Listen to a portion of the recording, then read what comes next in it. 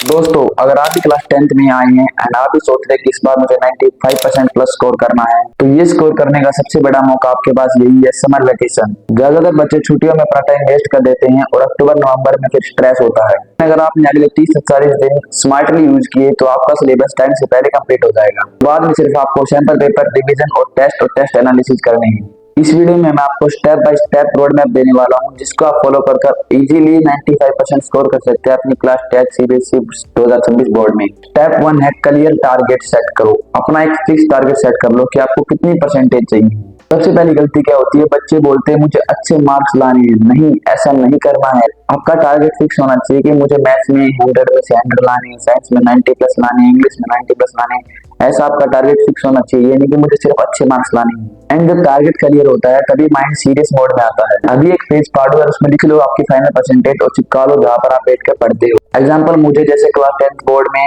95% score करने हैं, ये आप लिखो 95% स्कोर करने हैं एंड चिपका लो। स्टेप 2 एंड मेन स्टेप है कि अपना पूरा सिलेबस मैप करो। अब दूसरा स्टेप बहुत महत्वपूर्ण है, आपको अपना पूरा सिलेबस देखना है, क्योंकि कई बच्चों को यही नहीं पता होता कि उन्हें पढ़ना क्या है। सबसे पहले अपनी एनसीईआरटी बुक उठाओ, सभी सब्जेक्ट के चैप्टर लिखो एंड उसको वीक, मीडियम और हार्ड में डिवाइड कर लो।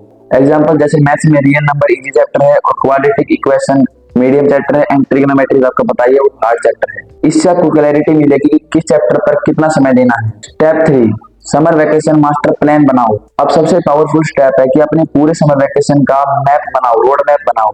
मान के चलते हैं कि आपके पास 60 डेज हैं, तो सबसे पहले 45 डेज में पूरा सिलेबस कंप्लीट करना एंड अगले नेक्स्ट 15 डेज में टेस्ट प्लस रिवीजन करना।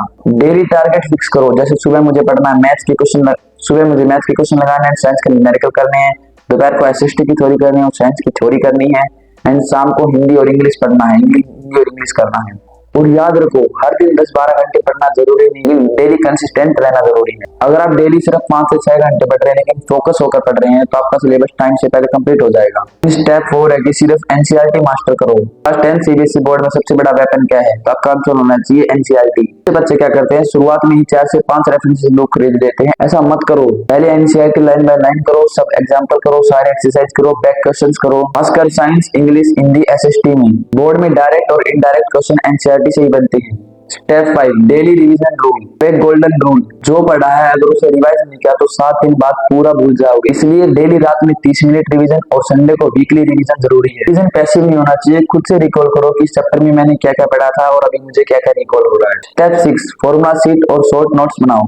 टॉपर स्टूडेंट की सबसे बड़ी हैबिट क्या होती है कि वो फॉर्मूला शीट और शॉर्ट नोट्स बना। आपको formula sheets, definitions, important dates and map work बनाकर पहले रख लेना है, जो आपको बोर्ड के समय बहुत हेल्प करेंगे एंड आपकी लाइफ बचाएंगे। स्टेप 7 क्वेश्चन प्रैक्टिस करो। सिर्फ पढ़ने से मार्क्स नहीं आते, राइटिंग प्रैक्टिस भी जरूरी है, खासकर मैथ, साइंस के न्यूमेरिकल और एसएसटी के आंसर लिखने में। हर चैप्टर को पढ़ने के बाद सबसे पहले एनसीईआरटी करो एंड उसके बाद कुछ पीवाईक्यू करो एंड इंपोर्टेंट क्वेश्चन करो जो आ सकते हैं एग्जाम के अंदर। क्वेश्चंस को टाइमर लगाकर सोल्व करो। आप पूछोगे भैया आपने बता तो दिया कि कैसे पढ़ना है, लेकिन भाई हम जब पढ़ने बैठते तो हमें फोन डिस्ट्रैक्ट कर देता है। यही मेन स्टेप है। Step 8 distraction control. आज की सबसे डेंजरफुल चीज फोन। आप भी हर 10 मिनट में इंस्टाग्राम की नोटिफिकेशन चेक करते हो तो आपका फोकस खत्म हो जाएगा। तो समर वैकेशन के समय नोटिफिकेशन ऑफ, फोन का टाइम फिक्स, पढ़ाई के समय फोन दूर। ये डिसिप्लिन आपको बाकी स्टूडेंट्स से आगे लेकर जाएगा। स्टेप 9 वैकेशन एंड तक क्या होना चाहिए, पूरा सिलेबस कंप्लीट होना चाहिए, एनसीईआरटी कंप्लीट होनी चाहिए, formula sheet and short note भी बन जाने चाहिए, कुछ टेस्ट भी दे सकते हो एंड सबसे मेन इंपोर्टेंट क्वेश्चन बैन कर लेना एंड वीक चैप्टर को आइडेंटिफाई कर लेना कि कौन कौन से आपके वीक चैप्टर हैं। एंड समर वैकेशन के बाद क्या करना है, सिर्फ रिवीजन करना है, सैंपल पेपर लगाने हैं, टेस्ट देने और टेस्ट एनालिसिस करनी है। टॉपर लोग भी लास्ट मंथ में सिलेबस नहीं करते, सिर्फ रिवीजन और टेस्ट ही देते हैं। अगर आप सच में 95% स्कोर करना चाहते हैं तो आज से ही शुरू करो, कंसिस्टेंसी ही सक्सेस दिलाती है। और अगर आपको चाहिए complete study time table, subject wise strategy, toppers notes making method, तो चैनल को सब्सक्राइब कर लो। मिलते हैं नेक्स्ट वीडियो में।